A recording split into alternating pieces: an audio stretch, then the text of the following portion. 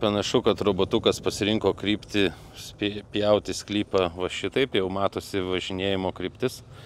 Bet kaip jisai, kas yra gerai, kai jisai apsisuka atvažiavęs prie perimetro ribos, jisai dar va truktelna atgal, kad nepalikt, kad kuo mažiau palikti kraštuose tų smilgų, nepjautos zonos.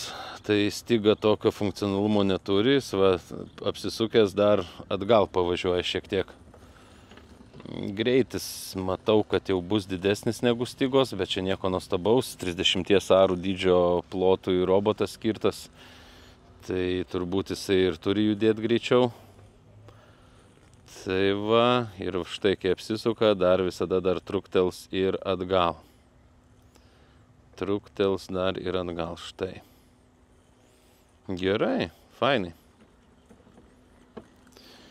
Nu ką, lauksim tuo, jam čia turės, reiškia, jeigu taip jisai strižai pjauna, jam toj turi po kojom, po ratais pasimaišyti šitos tujos. Žiūrėsim, kokia reakcija bus. Kol kas einu šiam praspardyt biškį obuolius, dar nesurinkau, kad čia bereikalingai netrukdyt jam ir netarkuot jų. Taigi, pagal pjovimą jau priartėjam po truputį prie nepažymėtų jam kliučių. Tai yra supinių kuolai šiti ir toj netrukus šita tuja jo kelyje atsidurs. Tai dabar jau jo kelyje atsidūrė supinių kuolas, žiūrėsim, kaip jis jį reaguos. Nagi, net nepalietė, džiugina. Nusisuko, bėga nuo jo. Geras. Jis toliau tęsia savo pjovimą, tą įstrižą, kurį pasirinko.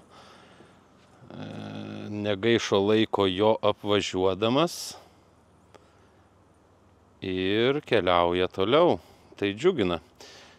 Stiga, kaip sakyt, Stiga, kadangi kameros neturi, būtų atsitrenkusi tą kuolą, jį ten pačiupinėjus, apvažiavus ir nuvažiavus toliau savo įstrižų maršrutu.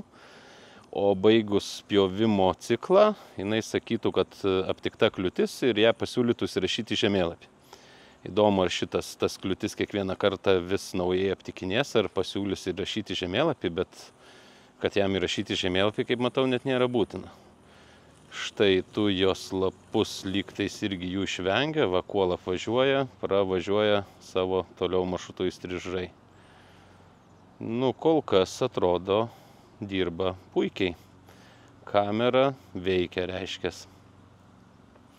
Nėra bereikalingo trankymosi. Kuolas, aišku, yra labai aiški kliūtis.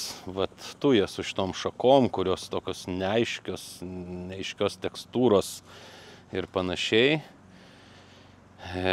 Manau, kad kliūtis yra sunkesnė, tuoj pasižiūrėsim, ar pavyks jam jos išvengti ir kaip pavyks.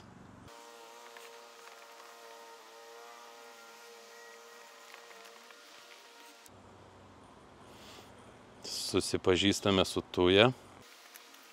Pažintis per pagarbų atstumą. Gerai. Primenu, kad šitos kliūtis jam žemėlapį yra nepažymėtos. Kaip suprantu, apse yra galimybė tai padaryti, bet aš čia net nesinaudojau. Pasiūliau jam jas susirasti pačiam. Ir kol kas jis ją puikiai apvažiuoja ratu. Aišku, laiko turbūt gaišta, todėl kad jinai jam žemėlapį nežinoma, bet jisai nepakliūna į jokius spąstus. Ar jam užteks šito tarpo pravažiuoti?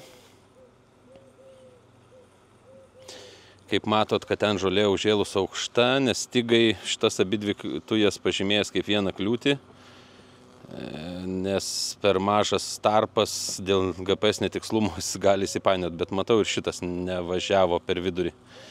Bet šitas yra ir didesnis. Šiaip pravažiavimai pagal instrukciją, kiek skaitęs, turėtų būti apie 1,5 ar 2 metrus tarpas, tai čia tokio tikrai nėra. Štai kitas krūmas, pažintis tik tai per atstumą, net nepaliečia jo. Šaunu, šaunu. super. Metė jisai savo pjovimo zoną, kuris strižai vien tik tai važinėjo. Ir dabar, kaip suprantu, aplinką tyrinėja, bando perimetrą kažkokį naują galbūt nusistatyti. Nu va, čia pravažiavimo užteko, matau. Šaunu. Kasgi toliau. Kieme, kaip matot, tikrai palikau daug visokių nesąmonių. Testavimo, kaip sakyt, dėl to, kad ištestuot sistemą. Vienas va irgi kliūtis mobili yra. Kitos stacionarius. Aišku, dar čia ir laidai visokie voliojasi, taip daryti negalima, bet kadangi čia keliems pjovimams leisim nusižengti taisyklėm po priežiūrą, kaip sakyti, viskas vyksta. Pabėgo į šitą sklypo dalį. Žiūrim, ką jisai toliau veiks. Jau matau, pasirinko įstrižai pjaut nuo šito kampo ir dabar lakstys įstrižai pirmyn atgal. Tai kol kas nieko įdomaus nevyks, nes vietos jam dabar laisvos tikrai yra daug. Grįšim, kai jisai privažiuos prie visokiausių šitų dalykų, besimėtančių šlangų, gulinčio šuns, stalo, krūmus iš vienos pusės apvažiavo, žiūrėsim, kaip iš tos pusės jam pavyks apvažiuoti. Privažiavom įdomesnę zoną, kai jam reikia kirsti pro supynę šią pro apačią ir dar išvengti tujos. Žiūrim, kaip jam tai pavyksta.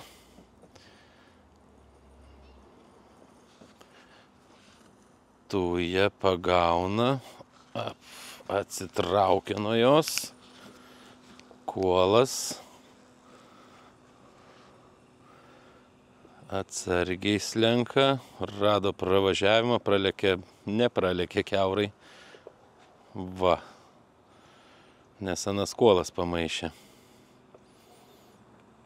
Bet pasikoreguoja trajektoriją ir nulėkė tolyn savais keliais. Ok, puikiai. Lauksim sugrįžtant. Taigi parlėkė atgal, kol parlėkė, pasakysiu, šitos gėlės.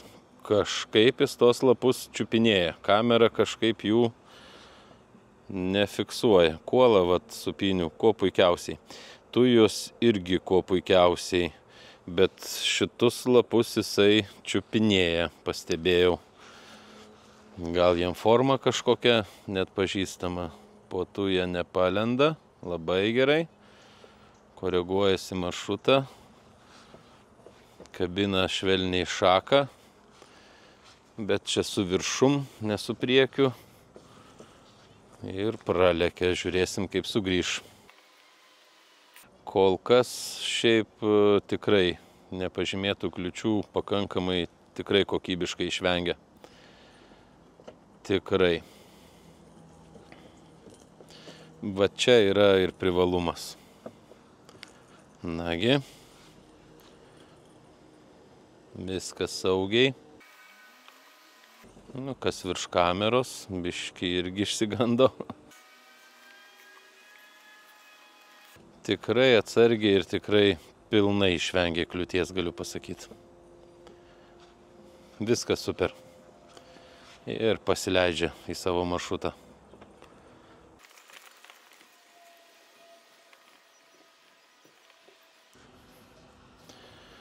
Artėjom prie įdomaus etapo, kai tuja jisai turi nustoti jau pradėti važinėti per tą pusę, o bandyti per tą. Ar jam pavyks pralysti pro štai tokį tarpą? Labai įdomu. Va, bandys lyst, ne. Nes GPS-inį robotą prasiūs pro tokį tarpą, nu, yra iššūkis. Ne, visgi pasirinko dar lyst pro čia. Gerai, lauksim sekančio užvažiavimo. Bet tarp kolų, tarp tujų nepasimeta. O, ne, neįlindo. Nu viskas, super. Primenu, kad šitos kliūtis jam nepažymėtos, jis jas susiranda savarankiškai.